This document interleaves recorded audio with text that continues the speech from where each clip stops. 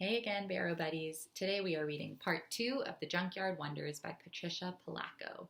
Remember, again, our focus is to continue using details from the text to answer questions. So as you answer any questions about the read aloud today, make sure you're thinking of examples from the text.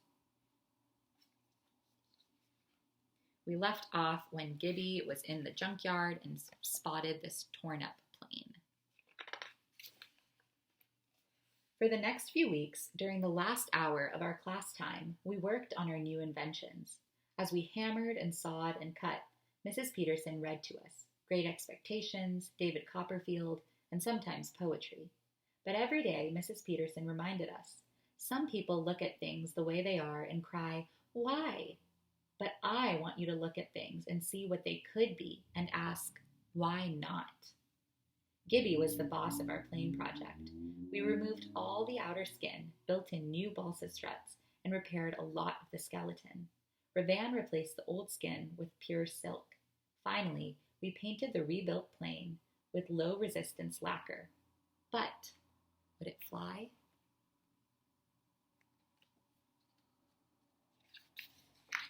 The day came when we were to present our stupendous projects. The Cinnamon tribe was first. They unveiled a tangled sculpture of hollow tubes. Well, Mrs. Peterson asked the Cinnamons, what is your invention? A vibraphonium, the Cinnamons called out. It took 3 people to play it. Fabulous. The Almonds made a hanging wall maze full of levers, fulcrums, and counterweights. When ball bearings were loaded into the top, they clattered down, bounced, shivered, and jumped as they ran through the maze. Stupendous. When the Lemons uncovered their device, none of us could figure out what it was. This is perpetual movement. Dallas Schaefer gave his invention a shove. It leaned way forward, ringing bells, pulling at springs, and twisting back and forth. We must have watched that thing for 15 minutes. It just did not stop. When it was the Vanilla's turn, Gibby pulled the covering off.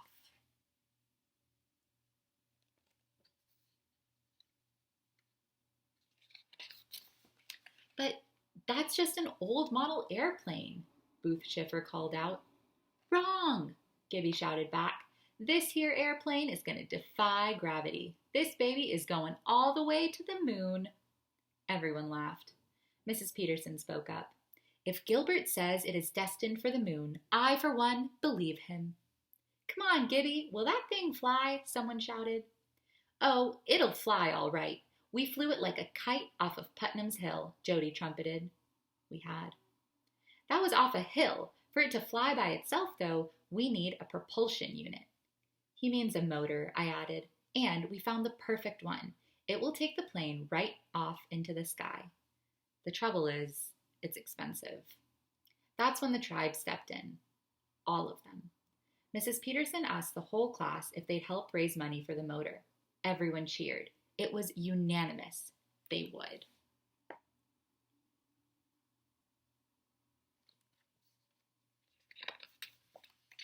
For the next few weeks, all of the moms made cakes and cookies and sold them at bake sales. Our dad sponsored car washes. All of us junkyard kids used things we had gotten from Mr. Beach's and made gadgets to sell. By that spring, we had enough money to buy that perfect motor. The next thing to do was set a date for our lunch. We wanted everyone in school to see it. That's when Gibby thought of the school science fair. Perfect, Jody said. He had started missing a lot of school, not feeling well. When he was there, Ravan was at his side.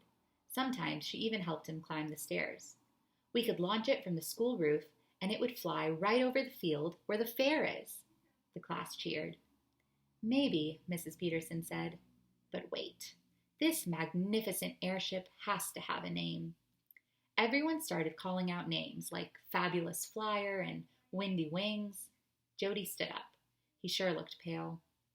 I think she needs to be called the Junkyard Wonder because we made it out of junk and because we Junkyard Wonders made it.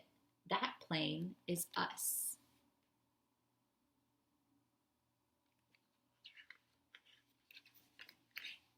It was just a week later when Mrs. Peterson was late. She was never late. Her eyes were red and she looked sad. Please sit down. I have some very bad news. There was silence. We have lost Jody Beach. He passed away last night in his sleep. Then she put her face into her hands and cried. How? I managed to sputter. Ravan and I held hands. Jody had a disease that made his body grow faster than it should. It just kept growing and growing so fast that his dear heart couldn't keep up. It just gave out, Mrs. Peterson answered. Later that day, the whole class went to the woods behind the school to collect flowers and to remember Jody. Now I know what the plane has to be called, a voice called out. At first, we couldn't figure out who was talking. Then, to our shock, we realized it was Ravan. None of us knew she could talk. He wanted it to be called the Junkyard Wonder. That's what it has to be. Tears rolled down her cheeks. All of us agreed.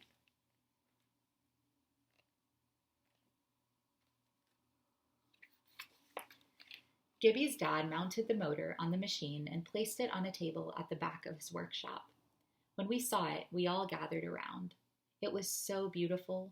We tried it out more than once from the hill in back of Gibby's house.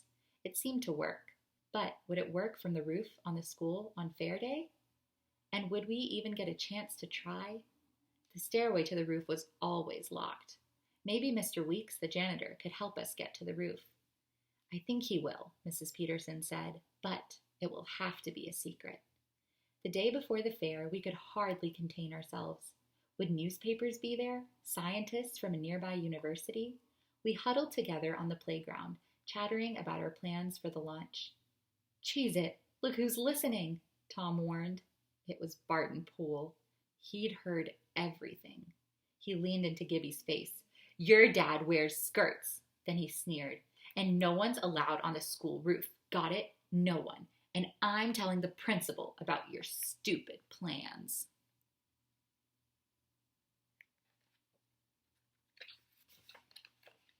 And sure enough, when we got back to our schoolroom, the principal was waiting for us, and Barton Poole was with him.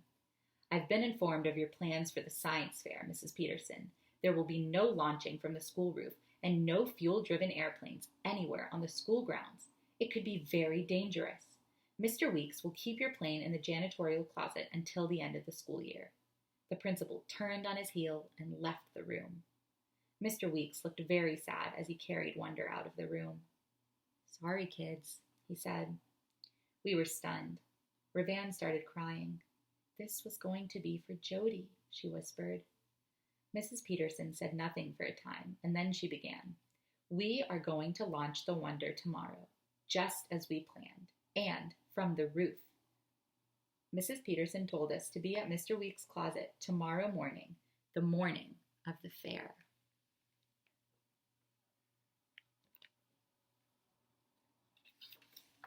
Our secret weapon turned out to be Mr. McDonald, Gibby's dad. If Mr. McDonald stayed with us during the launch, the principal was okay with it. We couldn't believe the good news.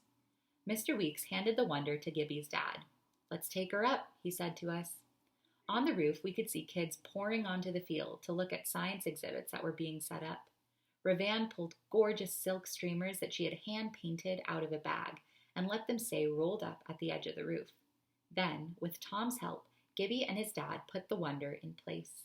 They carefully connected the engine to a car battery, then primed the pump to deliver the fuel from the tin sitting next to it into the engine. Then they pumped the fuel into the plane. We all stood back and watched.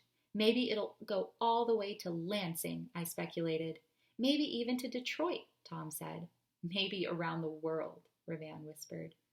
No, Gibby said with a grin. This baby is going all the way to the moon.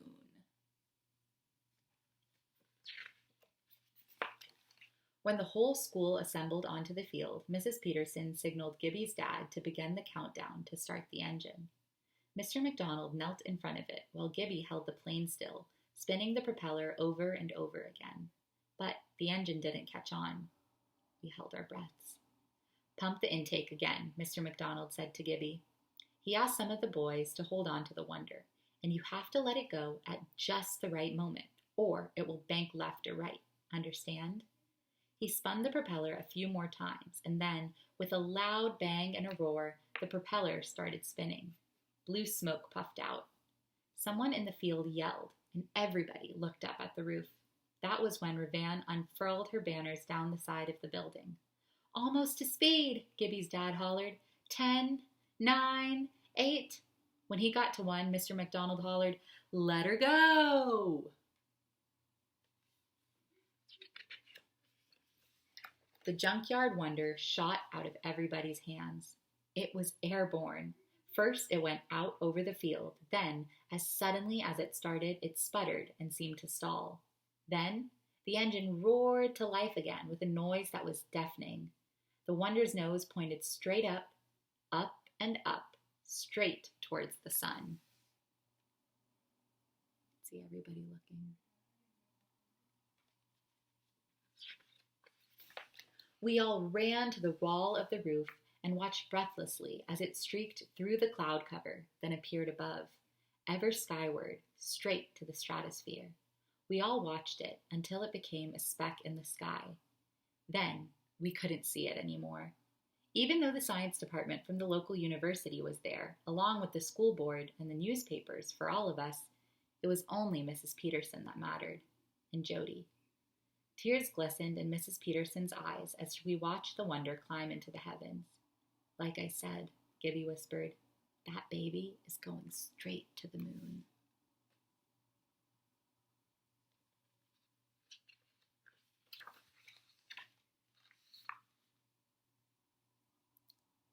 Okay.